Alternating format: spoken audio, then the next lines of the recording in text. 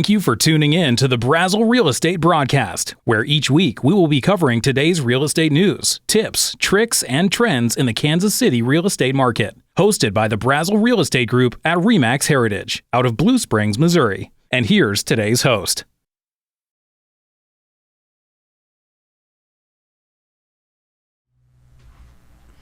Hey everybody, welcome to the Brasel Broadcast. I'm Tricia Dygert, team leader for the Brasel Group, and today I have Mark Stancil and Alicia Harwood with us. So today we're going to start that what the heck topic. So we've been seeing a lot of things come back on the market. So what in the world does that mean and what's going on? Alicia? Yeah, so back on the market basically means the contract or a house went under contract and something didn't go right, and so it's back at the market. There's a lot of different reasons why it can happen. One is the buyer just got cold feet and never turned in the earnest money, and if several days go by and you're not hearing from them, so then you have to cancel and go back to the market. Another thing is inspections. Inspections might not go well, so that can cause it to go back on the market.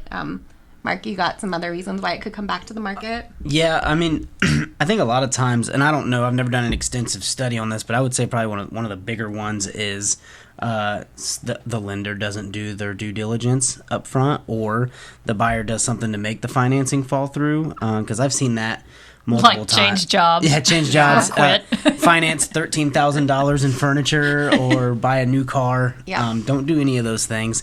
But that's what I've seen, and that's always just a tragic event because I think a lot of that could have been avoided. Yeah, absolutely. Absolutely. Some of the other things are kind of like appraisals. If they kind of go south and we can't work out a deal, a lot of times sellers will just choose to, hey, we're going to just put it back on the market because we know the market's pretty hot. So anything else that you kind of think about when you think back on the market? Just like when you're out there looking at the house before you put the offer in, really look at the condition of the home and make sure that it's something that you think could be acceptable. Of course, when the inspector gets in there, they might find some stuff that you didn't originally see, but just really looking at the home well, and not necessarily being in a rush to run out and put your offer in might help a little. Yeah. And I always tell my buyers, don't think back on the market's necessarily a bad thing, because a lot of agents and their buyers will just overlook a back on the market house sometimes because they'll think, oh, there's something wrong with it. But I try to get out there and take a look, because if it's just because a buyer financing fell through, or it was something, just kind of nitpicky on an inspection, heck, you might get a really good deal. Yeah. So it's well worth taking a look at those.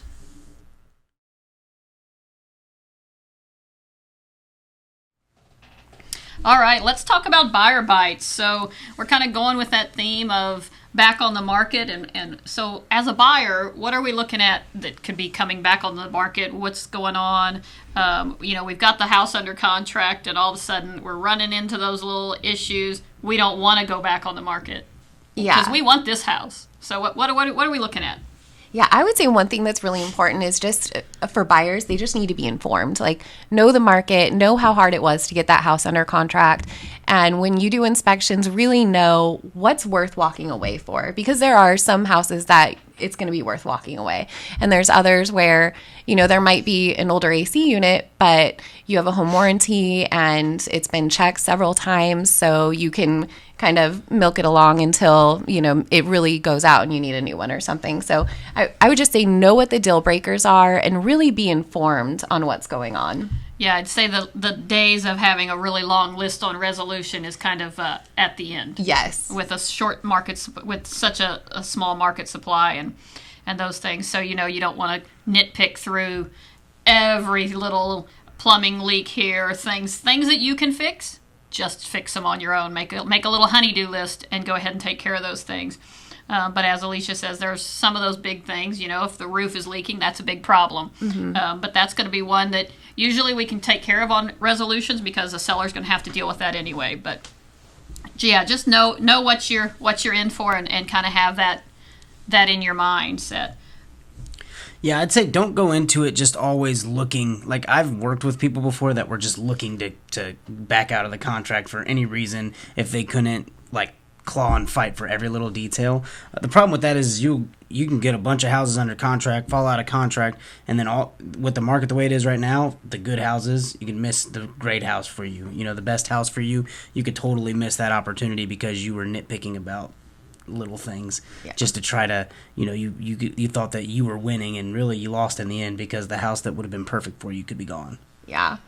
Right, and I know a couple months ago on one of my listings, I had a buyer's agent send me actually just the home inspection report and pretty much said they want all of this fixed. Yeah. And so that agent did a big disservice because what we ended up doing, we just said no and we put it right back on the market. There was nothing else to do because we weren't going to sit and go through that nitpicky kind of process. So we just let the 5 days pass and we went back on the market. So, be real aware that you can offend a seller so much to where we're just going to wait out, the days and be back on the market. And we ended up getting more for the house at the end anyway. Yeah. Yeah. I know I had a deal where we got under contract and it had extensive termite damage, which wasn't obvious.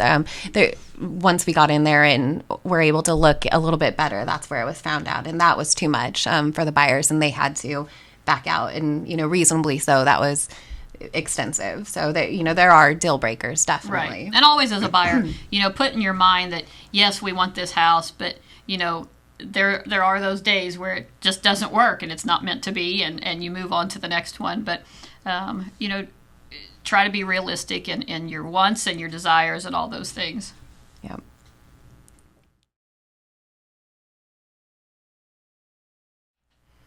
Now it's time for seller sound off. So the big thing for sellers when we're looking at the potential for back on the market is that dreaded appraisal. So how's that been for you guys? I've had most of mine have come in really good. I've only had one that didn't, and we were able to work that out with the seller. So I've had a couple of smaller issues with them, but one thing that I know is, like, if the appraisal comes back and it needs repairs, I always try to tell my sellers to be flexible with the time now, because you never know. You're at the mercy of the appraiser now. You never know when they're going to get back out to re-inspect it, what they're going to say is wrong with it, and one appraiser might call something out that another appraiser doesn't call out. So I know that we had to push one back a week for closing because the appraiser didn't get back out to re-inspect in time. So just be flexible and know that, luckily, if you did the repairs, it should be fine when he comes to re-inspect, but just know that you're at his mercy at this point. Right, and to make sure sellers, I tell my sellers, hey, if that appraisal comes back with conditions, we're usually 2 weeks from close. Yep. Get on those ASAP. Don't put those off until the last second, because that appraiser does have to get back out there, and we know those time frames have gotten a little longer since we're in that spring season. Yeah.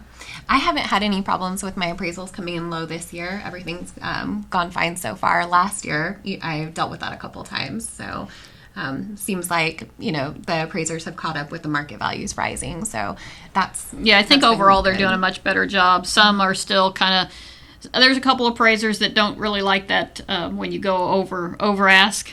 So, yep. Still be aware of that, as a seller when you're accepting offers.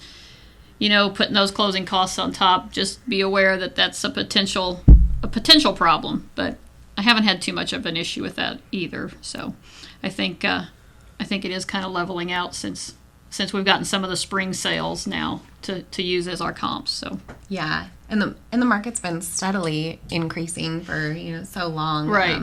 So it's been great for the home sellers also. Absolutely. Yep.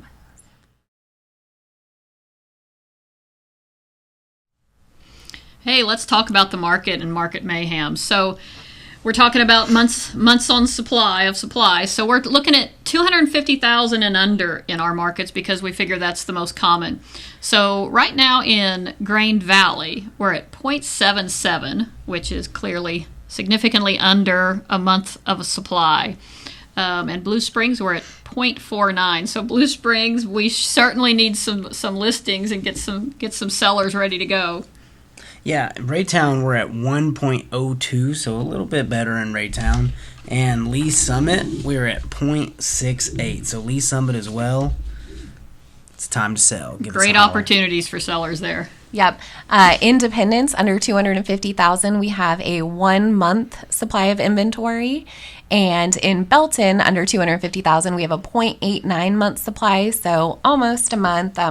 It does seem like these are going up just a little bit. That could be people going on vacation that are buyers, so they're not buying as quickly. But just a little, the market's slowing just a tiny bit. Don't know if it'll last just yet. Only time will tell on that.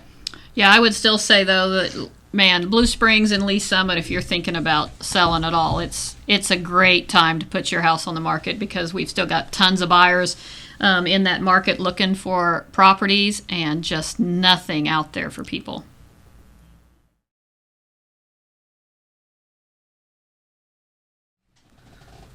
All right, now let's do some real talk and just kind of wrap things up for today's session. So what do you guys think about this whole back on the market, wrapping this up?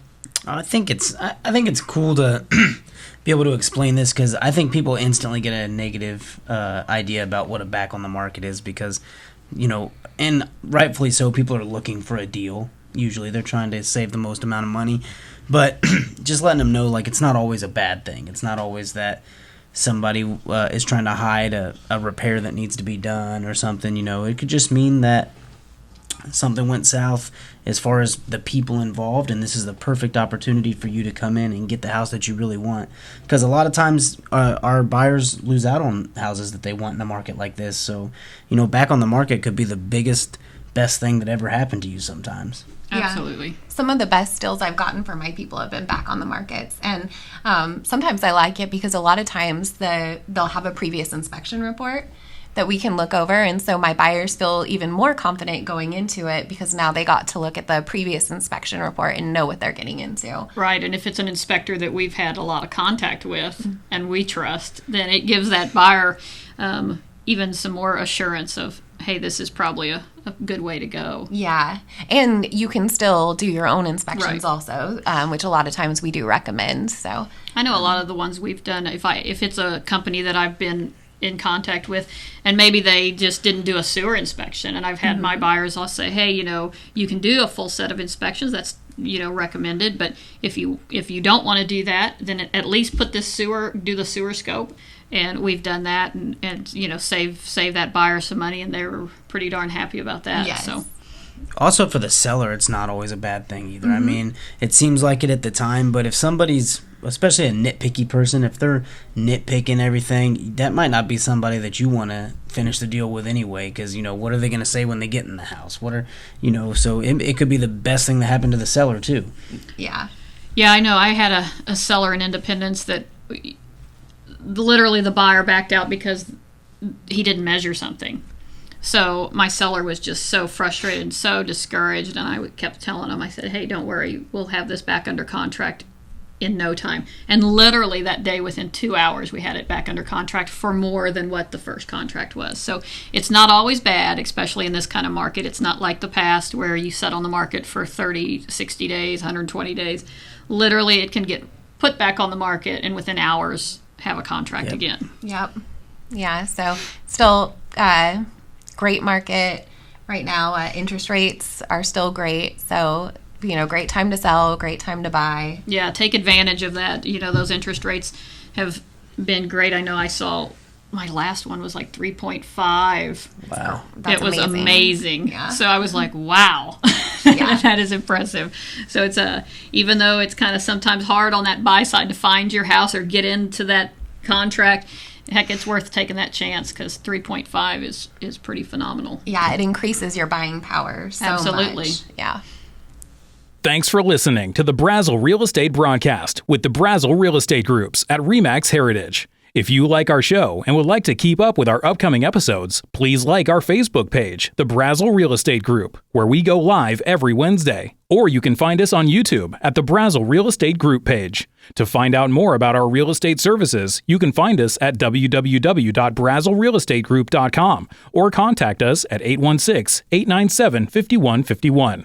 Thanks again for tuning in, and have a great day. Our friends at Homestead Inspection Company have been serving the Kansas City metro area for over 27 years. Homestead's inspectors can help you take control of a real estate transaction by helping you identify potential problems, survey the property overall condition, consider possible repairs and upgrades, help discover environmental hazards, take measure of your investment decision, and experience confidence and peace of mind during negotiations. Homestead covers inspections for seller pre-inspections, buyer home inspections, multifamily, and commercial property inspections. Contact Homestead today at www.homestead-inspection.com or 816-833-1090 for all your inspection needs. If you're in the market to find a home, refinance your existing home, or thinking about a reverse mortgage, contact Deb Brasel at Motto Mortgage Heritage. Deb's an award-winning mortgage broker who's been in the mortgage business for almost 20 years. Contact Deb today to get pre-approved at 816-678-9283. Deb Brasel is a licensed mortgage broker, NMLS number 299821. Motto Mortgage Heritage Office can be located at 1900 Northwest South Outer Road, Suite 209, Blue Springs, Missouri, 64015. Office NMLS number 1720438. Each office is independently owned, operated, and licensed.